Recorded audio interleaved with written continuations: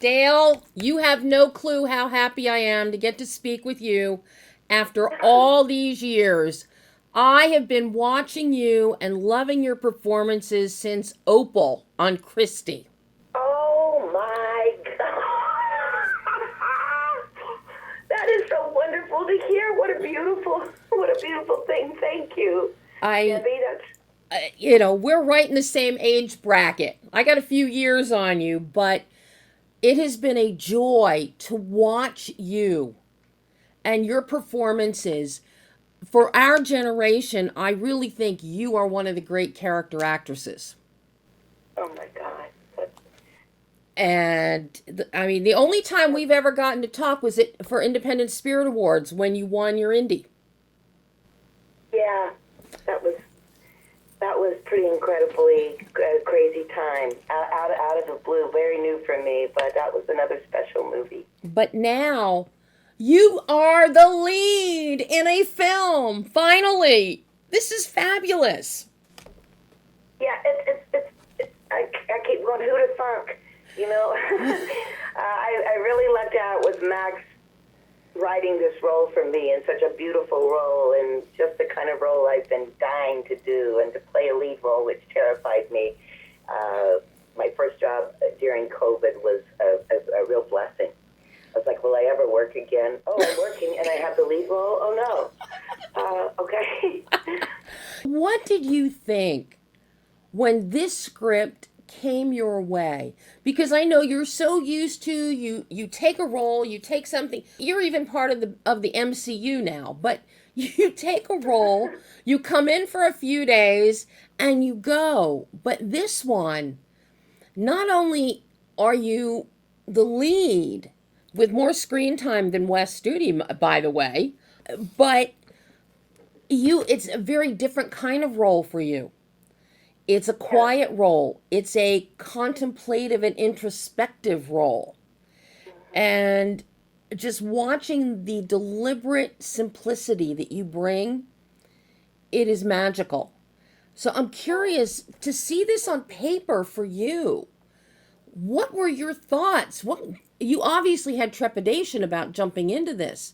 I did have trepidation, but the script, I don't know how else to describe it, except it was just so simply pure and beautifully raw. And my kind of movie, I love quiet in films. I've worked with Deborah Granick twice, and she's not afraid of quiet. And I think Max has a lot of her sensibilities. I was nervous. It's like my big old face on the screen. Look, I've lived with this face for years. It's a crazy face. It's a hard face. I played a lot of very violent, rough people. So the chance to get to play someone that I think is actually closer to me, vulnerability and more gentle and kind in real life, with introspection, was a real gift, and an opportunity that may never come my way again. So I am cherishing this moment and the fact that I got to challenge myself and see if I could do it. And I had such wonderful people guiding me. How do you even jump into and prepare yourself for a role like Faye? Because there's not a lot of hubbub going on around you. There are no explosions. There's no action. This is you, stripped bare on screen. How do you even start to wrap your head around that to bring Faye to life?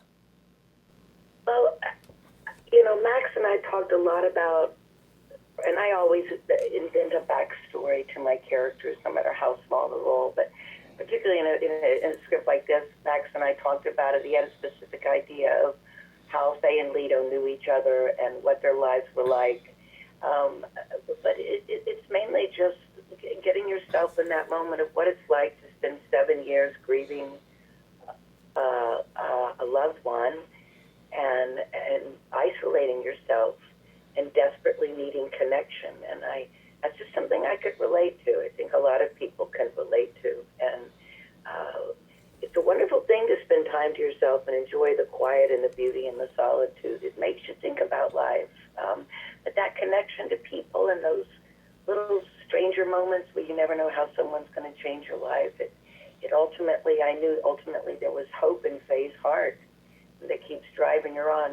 And so it's just telling the story and investing in where she's been and why she's there and what her routine is to get her through the day. Mm-hmm. The deliberateness and purposefulness that you brought to Faye with her daily routine, with getting up, with the way she makes coffee, the way she stirs the spoon and we hear it clanking, the way you lay it down.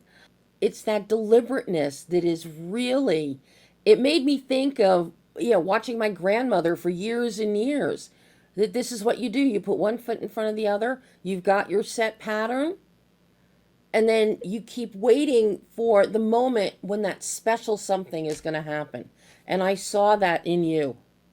Thank you. Yeah, that's exactly was Max's intention, and he was very helpful with me with the physicality. I tend to be a little more animated, and Faye is very deliberate, and the routine is what's saving her. She has to do her routine every day to get her through, and so it is.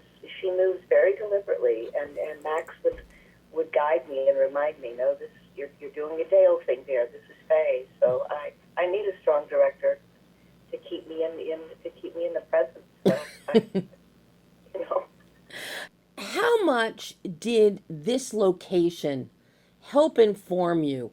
Because this location is so critical to this film and this story. And by the time we get to the third act, you really become one with nature and the universe. So I'm curious about how this location, this nature's beauty, helped you with this role. that's beautifully said. And number one, I grew up near the Smoky Mountains in Tennessee. Mm-hmm. I'm a huge outdoors person. My husband and I go camping all the time. We don't have a trailer. We do tent camping. But the fact that Max, even though Max grew up in Telluride, Miramonte Reservoir, which is like an hour and a half southwest, that he grew up there going as a kid. It was very, very personal for him. So, and just, I love the outdoors. Such a gorgeous, gorgeous place to be. It was not hard to find Faye with all the quiet and stillness around, because we were in a huge campground. They rented this isolated campground that we had for 2 weeks. So there were people. We had our crawdads stolen one night. We put in the trap, and the next morning someone had but it definitely fed me. I could never have done it on a sound stage. The environment, the scenery is the real star of the movie. Our cinematographer Alfonso just worked magic. So yeah, I love working in the outdoors, and boy howdy, because the seasons changing, those yellow trees coming to life. We had to drive a half hour to set every morning, which was perfect. It's just a perfect setting. That mountain sequence where where Faye is climbing up the mountain, and we hear the different sounds of the wind, the tonality of it, and then we see the change of as it's getting colder and the leaves are turning, and it's just, and you're just plugging away, man. How steep was that hill you were climbing? Well, I told my husband, I went, by the way, honey, on our last night, I'm going to climb Lone Cone. And he looked it up and he goes, Dale, that's 12,000 feet. Are they taking oxygen? And, I hadn't thought about that, but I'd say it might be a good idea to take a can of oxygen. I'm twice-year-old age. I used to hike. I love hiking. I can do this, but in case there's an emergency. So they took great care of me. There were some pretty treacherous moments hiking, but I love hiking, I love climbing, and I was like, Dale might not be able to go up and down this for all the shots they need, but Faye can do it, by golly. So I just, and the crew was so bloody cold up top. It was so cold, and I couldn't have my layers on. So I'd finish a scene, and they'd go cut, and there would be all these people jumping out from the rocks and covering me with coats, to keep me warm. It was crazy fun and a beautiful, beautiful evening. But after climbing all of that, when you lay down up there, I bet you really needed to lay down at that point. Oh, I did. I did. Because we went back and forth throughout the day, because they needed to get shots of me climbing at sunset and also coming down at sunrise. So I did a lot of up and down on those. So yeah, I was ready for a nice lie down. I'm pretty sure I slept really well that night. Sure I did. You mentioned something important that is very key to Faye in this story, and it's the isolation. Now, this was, I think, as you said, your first film within COVID. So obviously, isolation and protocols were big on set. Was this one of those situations where COVID isolation helped you? Probably yes. My husband and I sat in our teeny tiny apartment in LA for many months, not going anywhere, and everybody, no matter what industry you were in, was like, will I ever work again? What's happening? And it was exciting in a way. We felt like we were kind of guinea pigs. Yeah, I was scared I didn't want to fly. It was not time to fly yet. There were no vaccinations. So I said, Max, I'll do this, but I'm driving from LA to Colorado. And I made the drive, which was a great, sort of research drive for me to do as Faye. But the fact that we were living in a bubble, the crew was in 2 ranch houses, Wes and I were in another. We didn't go anywhere. Everything was brought to us, all of our meals. We each had our own car for COVID safety. We got tested every other morning, 7 o'clock, get your nose tickled. But they handled it brilliantly. I was very impressed, and we made it through. The poor crew, though, in that hot sun, had to wear their masks all day. So kudos to them. Oh, my God. They win the brownie. So, the relationship that Faye and Lido has is just so charming. When Lido and Faye first see each other again, it's almost like kids in elementary school on a playground and trying to decide, are boys yucky, are girls yucky? Right. Is he going to remember that horrible thing that I did, or how awful I looked when I was 7 years old? That came out so strongly with the two of you.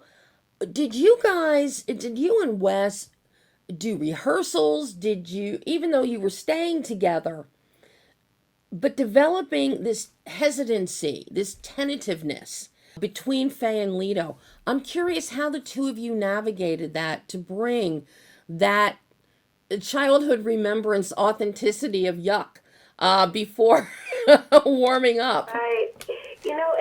It's a strange thing. We did not talk much at all about our characters because we wanted to keep it fresh. I think Wes and I, both at the age we are and having never played lead romantic roles, something a departure for both of us, we're both happily long-time married. It was a new territory, and just instinctually I could feel my body language changing. And as Wes has said, no matter how old you get, that butterfly excitement is still there, and that awkwardness. And literally, they haven't seen each other in 40 years, so are they even going to recognize each other? It's a big leap of faith, and I love that because we're all still young at heart, and you're never too old for love in your life, no matter how it comes or who it comes from.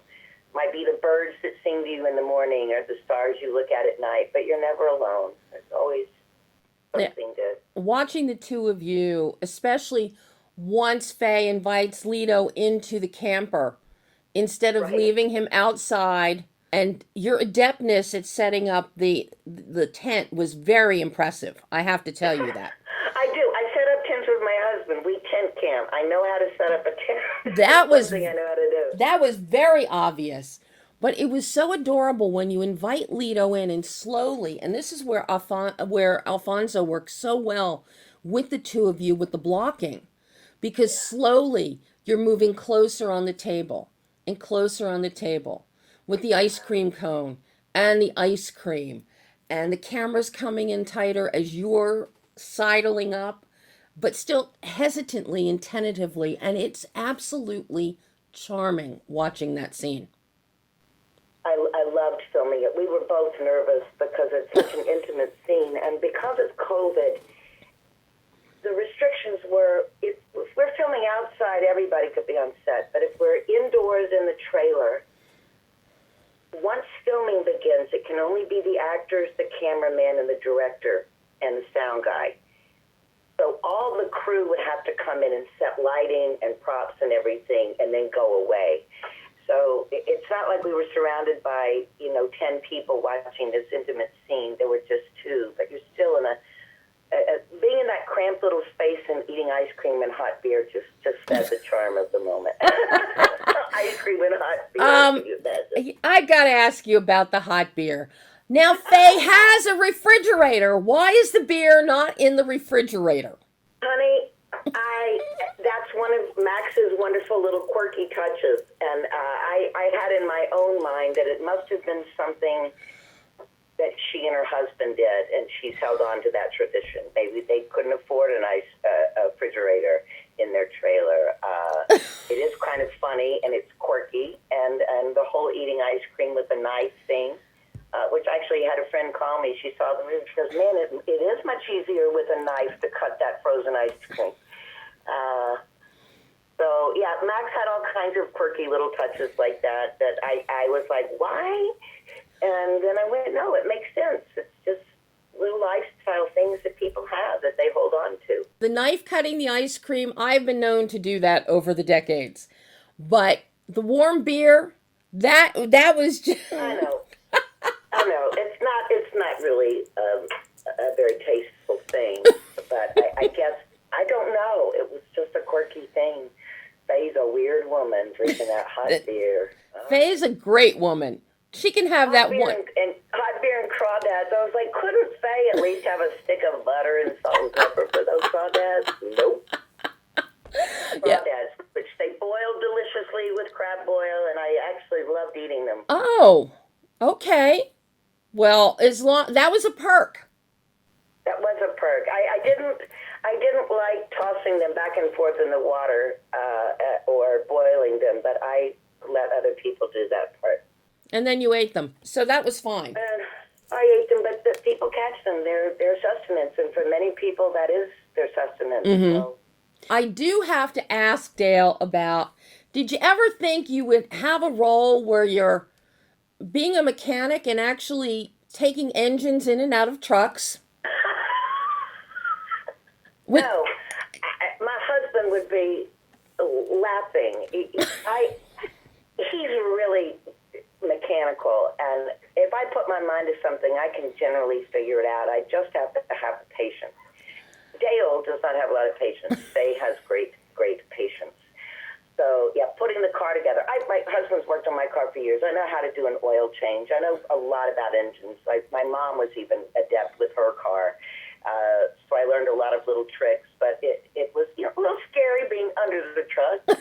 But the binocular thing, I saw them, they took the entire binoculars apart, and I was like, oh my God, I don't even have no idea how to put this back together. But Juliana, our production designer, we set it out so that it made it look like I knew exactly what I was doing. So I had a lot of help. Well, now you can add it to your resume. I can fake changing an engine in a car, and I can rebuild binoculars.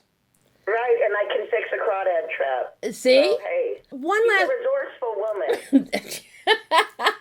I've got one last question for you, Dale. I'm so curious, at this stage of your career, after having a role like Faye in a love song, a romantic lead of all things, what is there left for you to look for in a role?